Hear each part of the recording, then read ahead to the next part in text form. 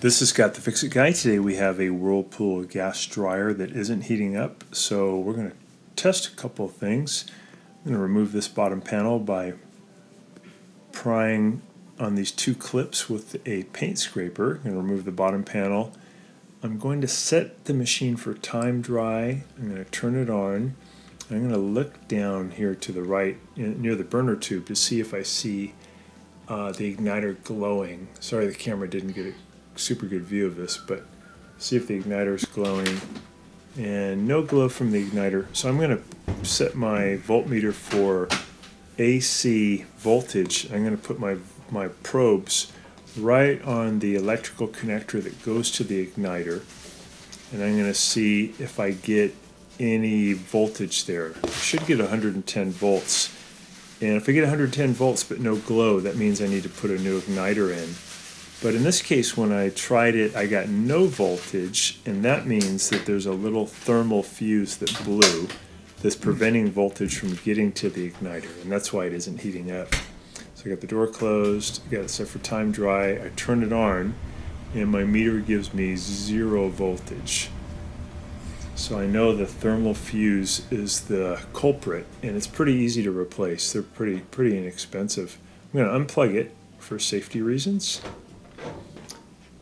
And then I'm going to remove some of the ductwork that's kind of in the way of where the thermal fuse is hiding. So we got that bottom panel off first. I'm going to use a 1/4 inch driver to remove 2 small 1/4 inch screws that are holding on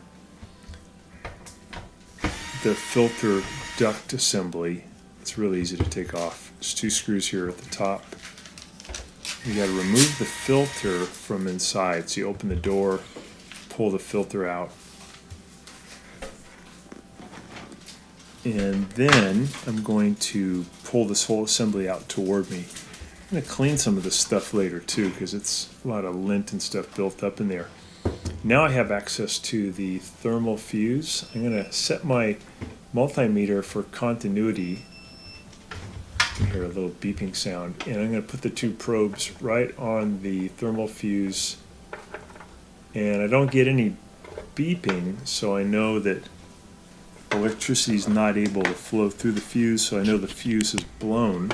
It's not resettable, so you just have to replace it. So I'm going to take 2 1/4 inch screws off of the round fuse. First I pulled off the 2 power connectors, the spade connectors. I'm using a 1/4 inch driver, a little ratchet, because I don't have too much room to work here. I'm going to remove these 2 small 1/4 inch screws, and then I can just pull that fuse right off and replace it. You have to consider though, like, why did it blow? Usually it's a result of the vent tube where the heat and moisture that leaves the dryer is totally occluded or blocked. And I'm going to check on that after I do this repair. So here's the old fuse. It's a round one. And I'm going to do a continuity check of it just to double check one more time. So it should beep. So I get no beep and no change in the reading. So I know definitely that fuse is popped. Pretty common when they get overheated. Here's the part number on the new fuse, and here's a better look at it. You can get this from Amazon. Pretty good deal. If you have Prime delivery, it's free delivery. Just costs you $5.79 plus some tax. And these last a long time, as long as the vent tube doesn't get clogged up. So I'm pulling out the fuse,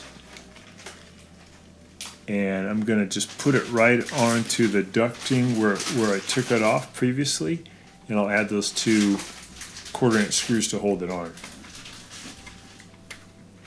So just making sure it's nice and clean in that area where I'm going to put it.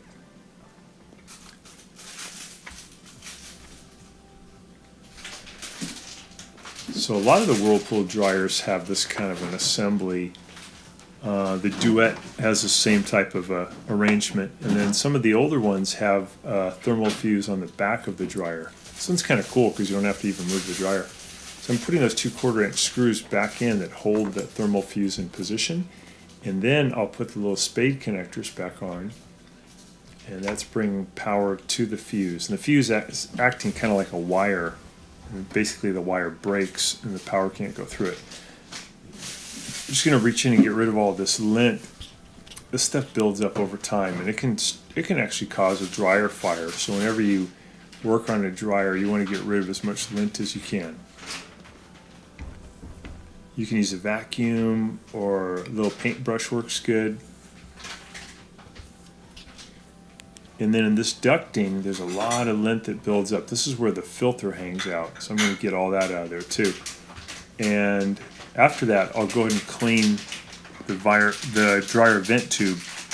When I did the procedure, I got probably a basketball worth of volume of lint came out of the vent tube, so it was blocked pretty bad. I used a tool from a company called linteater.com. Costs about 25 bucks. Hook it up to your drill. Works really good for cleaning the vent tube. So I'm going to put the ducting assembly back in. So we've got the thermal fuse corrected. So put the bottom in first, and then you put it in the top. Just take your time, do a little wiggling, and then make sure the holes line up, and then you can put the 2 1/4-inch screws back in. But a pretty common problem, just that the lint builds up in those tubes. The longer the tube is, the more likely you're going to get lint buildup. Some of the homes like where we are in the Berkeley Hills have like 20-30 foot runs, and these fans are just not designed to push the lint out over that length of time, or length of a vent tube, so it really builds up fast. It's okay to have that long kind of a run, as long as you are willing to use a cleaning tool about every 6 months. So we got that back on. We're going to turn it on, and we're going to look for that glow now. So make sure the door is closed. It's on time dry. Got it running, and we should see it glowing orange, and then we should eventually see a flame. Yeah, so there's the orange glow, and we got a nice flame, and the dryer's back working. So hope that's been helpful to you, and you get your dryer going too. Thanks so much for watching, and please subscribe when you get a chance.